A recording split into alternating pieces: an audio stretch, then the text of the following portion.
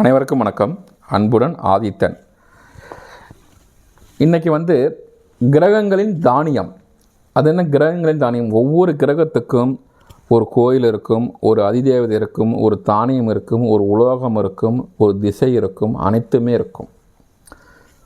இப்போ கிரகங்களின் தானியம் அப்படின்னு பார்த்தீங்கன்னா, சூரியனுக்கு கோதுமை, சந்திரனுக்கு நெல் பச்சரிசி, செவ்வாய்க்கு சிவப்பு துவரை, நம்ம சாம்பார் துவரை இல்லை, சிவப்பு துவரை, புதனுக்கு பச்சை பயிறு, குருவுக்கு கொண்டைக்கடலை, சுக்கிரனுக்கு மொச்சை, சனி பகவானுக்கு எள்ளு,